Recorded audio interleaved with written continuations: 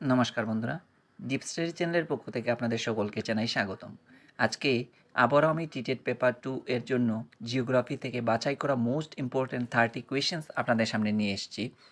আশা করছি এই ভিডিওটা আপনাদের এক্সাম প্রিপারেশনের জন্য অনেকটা হেল্পফুল হবে। যাই হোক, শুরু করা যাক আজকের ভিডিও প্রথম কোয়েশ্চেন দিয়ে, যেখানে বলা হয়েছে সূর্যের বাইরের অংশকে কি বলা হয়। মোস্ট ইম্পর্টেন্ট এই কোয়েশ্চেনটা একটা ইউনিক কোয়েশ্চেন, অবশ্যই সেটা মনে রাখার চেষ্টা করবেন। সূর্যের বাইরের অংশকে যেটা বলা হয় সেটা হচ্ছে করুণা। করুণা কিন্তু সূর্যের বাইরের অংশটাকে বলা হয়ে থাকে। এবার আমরা মুভ করছি 2 নম্বর কোয়েশ্চেনের দিকে, যেখানে বলা হচ্ছে পৃথিবীর গোলাকৃতির কথা প্রথম কে জানান। অর্থাৎ পৃথিবী যে গোল সেই কথা প্রথম যিনি জানিয়েছিলেন সেটার নাম হচ্ছে পিথাগোরাস। পিথাগোরাস কিন্তু সর্বপ্রথম জানিয়েছিলেন যে পৃথিবীর গোলাকৃতি, অর্থাৎ পৃথিবীর গোলাকৃতির প্রথম যে খবর জানান দিয়েছিলেন কে? পিথাগোরাস। এই কোয়েশ্চেনটাও কিন্তু অত্যন্ত গুরুত্বপূর্ণ, সেটা মনে রাখার চেষ্টা করবেন।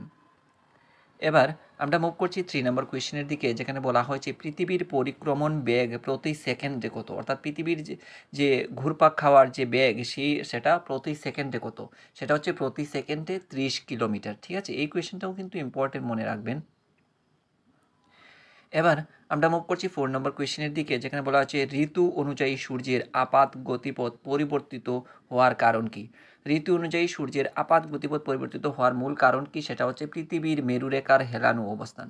পৃথিবীর মেরুরেখার হেলানো অবস্থার কারণের জন্য ঋতু অনুযায়ী সূর্যের আপাত গতিপথ কি হয়? পরিবর্তিত হয়। ঠিক আছে, এই কোয়েশ্চেনটাও কিন্তু ইম্পর্টেন্ট, প্রত্যেকটা কোয়েশ্চেনই ইম্পর্টেন্ট আমি রাখার চেষ্টা করেছি, যাতে করে আপনারা কি ওই ধরনের কোয়েশ্চেন কিন্তু আপনারা এক্সামে ফেস করতে পারেন এবং সঠিক উত্তরটা নির্বাচন করতে পারেন।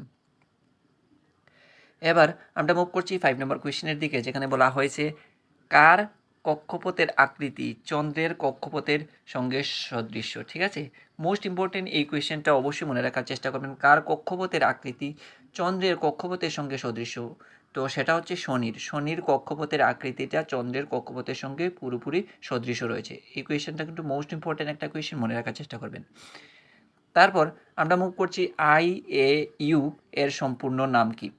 তো IAU এর সম্পূর্ণ নাম হচ্ছে ইন্টারন্যাশনাল অ্যাস্ট্রোনমিক্যাল ইউনিয়ন। এই কোয়েশ্চেনটাও কিন্তু একটা ইউনিক কোয়েশ্চেন, অবশ্যই আপনারা মনে রাখার চেষ্টা করবেন। IAU এর সম্পূর্ণ নাম হচ্ছে ইন্টারন্যাশনাল অ্যাস্ট্রোনমিক্যাল ইউনিয়ন। ঠিক আছে, এবার আমরা মুভ করছি 8 নম্বর কোয়েশ্চেনের দিকে, যেখানে বলা হয়েছে মূল মধ্যরেখাগুলি পৃথিবীর কোন দিকে বিস্তৃত। অর্থাৎ মূল মধ্যরেখা পৃথিবীর কোন দিকে বিস্তৃত রয়েছে? সেটা রয়েছে উত্তর দক্ষিণ দিকে। উত্তর দক্ষিণ দিকে কিন্তু মূল মধ্যরেখার বিস্তৃতি রয়েছে। এবার আমরা মুভ করছি 9 নম্বর কোয়েশ্চেনের দিকে, যেখানে বলা হচ্ছে সমুদ্রের নাবিকেরা যে যন্ত্রের মাধ্যমে অক্ষাংশ নির্ণয় করে সেটি হলো।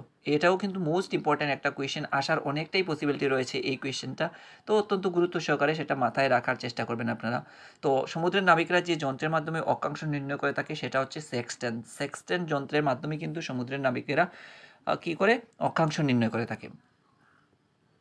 এবার আমরা মুভ করছি 10 নম্বর কোয়েশ্চেনের দিকে, যেখানে বলা হয়েছে ভূগোলকের গায়ে কল্পিত অক্ষরেখাগুলি কোন দিকে বিস্তৃত। ভূগোলকের গায়ে কল্পিত যে অক্ষরেখাগুলি সেটা কি?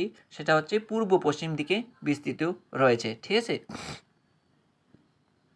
এবার আমরা মুভ করছি 11 নম্বর কোয়েশ্চেনের দিকে, যেখানে বলা হয়েছে ভূ অভ্যন্তরে যেখান থেকে ভূমিকম্পের তরঙ্গের উৎপত্তি হয় তাকে কি বলে। এটা আমরা সবাই জানি, আবার যারা যারা জানেন না অবশ্যই জানবেন। ভূকম্পের যেখান থেকে ভূমিকম্পের তরঙ্গের উৎপত্তি হয় সেটাকে কিন্তু ভূমিকম্পের কেন্দ্র বলা হয়ে থাকে। এই কোয়েশ্চেনটা কিন্তু মোস্ট ইম্পর্ট্যান্ট কোয়েশ্চেন, এবং বিগত বছরে এই কোয়েশ্চেনটা আমরা আসতে অনেকবার দেখেছি বিভিন্ন ধরনের এক্সামে, কিংবা টিটেট এক্সামেও কিন্তু এই কোয়েশ্চেনটা একবার এসেছিল, আপনারা একবার চেক করে নেবেন।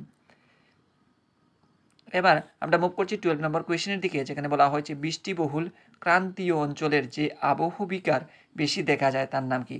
অর্থাৎ বৃষ্টিবহুল ক্রান্তীয় অঞ্চলে যে আবহবিকার সবচেয়ে বেশি দেখা যায় তার নাম কি? সেটা হচ্ছে রাসায়নিক আবহবিকার।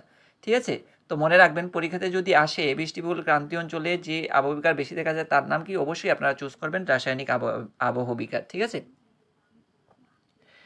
এবার আমরা মুভ করছি 13 নম্বর কোয়েশ্চেন, যেখানে বলা হয়েছে মার্বেল ও চুনাপাথর থেকে যে মাটির সৃষ্টি হয় তাকে কি বলে। এই কোয়েশ্চেনটাও কিন্তু একটা ইউনিক কোয়েশ্চেন, আসার অনেকটাই পসিবিলিটি রয়েছে, আপনারা একটু গুরুত্ব সহকারে মাথায় রাখবেন।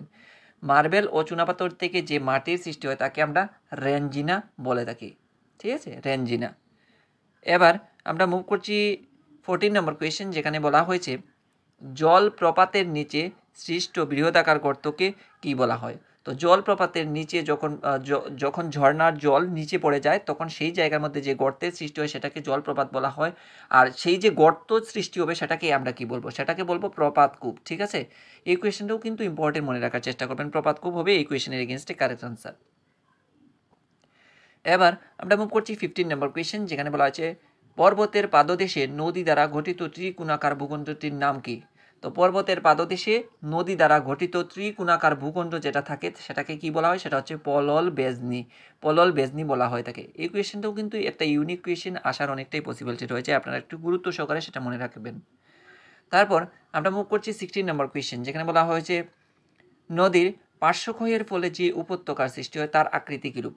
তো নদীর পার্শ্বক্ষয়ের ফলে যে উপত্যকার সৃষ্টি হয় তার আকৃতি কিরূপ? তার আকৃতি হচ্ছে ভি আকৃতি। ঠিক আছে, এই কোয়েশ্চেনটা কিন্তু মোস্ট ইম্পর্ট্যান্ট একটা কোয়েশ্চেন, আসার অনেকটাই পসিবিলিটি রয়েছে, আপনারা একটু গুরুত্ব সহকারে প্রত্যেকটা কোয়েশ্চেন মনে রাখার চেষ্টা করবেন।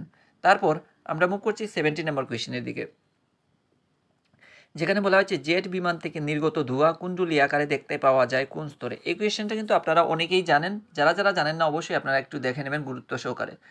জেট বিমান থেকে নির্গত ধোঁয়া কুণ্ডলী আকারে দেখতে পাওয়া যায় যে স্তরে, সেটা হচ্ছে স্ট্রেটোস্ফিয়ার। ঠিক আছে, স্ট্রেটোস্ফিয়ার স্তরে কিন্তু এই জেট বিমানের নির্গত ধোঁয়াগুলোকে আমরা কুণ্ডলী আকারে দেখতে পাই। তারপর আমরা মুভ করছি 18 নম্বর কোয়েশ্চেন, যেখানে বলা আছে ওজোন গ্যাসের ঘনত্ব পরিমাপের একককে কি বলে? খুব ইম্পর্টেন্ট কোয়েশ্চেনটা, অবশ্যই মনে রাখার চেষ্টা করবেন আপনারা।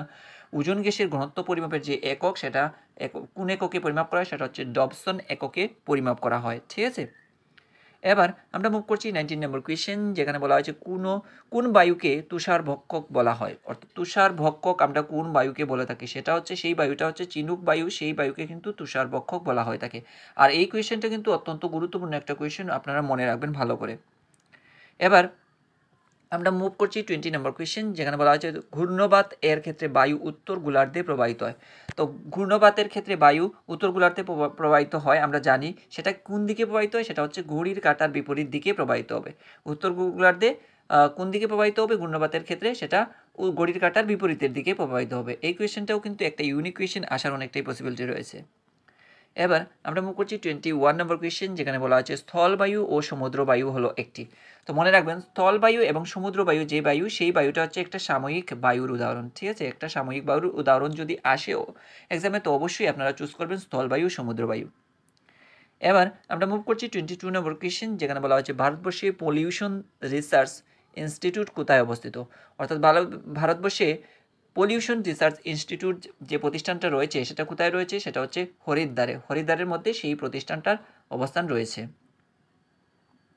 এবার আমরা মুভ করছি 24 নম্বর কোয়েশ্চেন, যেখানে বলা হচ্ছে ইউট্রিফিকেশন এর ফলে বদ্ধ পুকুরে যা মেশার ফলে শৈবাল জাতীয় উদ্ভিদের বৃদ্ধি ঘটে তার নাম হলো? ইউট্রিফিকেশন এর ফলে বদ্ধ পুকুরে যা মেশার ফলে শৈবাল জাতীয় উদ্ভিদের বৃদ্ধি ঘটে তা হচ্ছে কিসের বৃদ্ধির ফলে? সেটা হচ্ছে ইউরিয়া মেশার ফলেই কিন্তু কিসে হয়, শৈবাল জাতীয় উদ্ভিদের বৃদ্ধি পায়। এই কোয়েশ্চেনটাও কিন্তু অনেকটা ইম্পর্টেন্ট, মনে রাখার চেষ্টা করবেন আপনারা।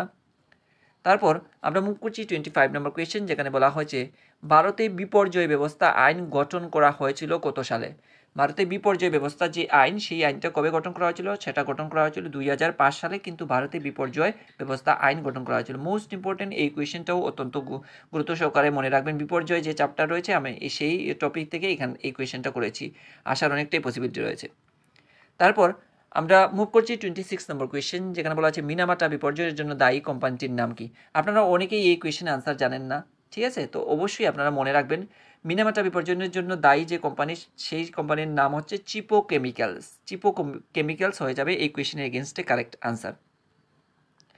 এবার আমরা মুভ করছি 27 নম্বর কোয়েশ্চেন, যেখানে বলা হয়েছে পেট্রোলিয়াম শব্দটি কোন শব্দটি থেকে এসেছে? এই কোয়েশ্চেনটা কিন্তু একটা ইউনিক কোয়েশ্চেন, অবশ্যই আপনারা মনে রাখবেন। এই ধরনের কোয়েশ্চেন আমরা কিন্তু এইবারে টেটে প্রত্যক্ষ করতে পারি, কেননা যেহেতু কম্পিটিশনটা অনেকটা হাই, সেই ক্ষেত্রে এই ধরনের কোয়েশ্চেন আসার অনেকটাই পসিবিলিটি রয়েছে। তো পেট্রোলিয়াম যে শব্দটা, সেটা কিন্তু কী থেকে এসেছে? সেটা কিন্তু ল্যাটিন শব্দ থেকে এসেছে, অবশ্যই মনে রাখবেন আপনারা। তারপর আমরা মুভ করছি 28 নম্বর কোয়েশ্চেন, যেখানে বলা হচ্ছে ভারতের বৃহত্তম বায়ুশক্তি উৎপাদনকারী স্থানটির নাম কি?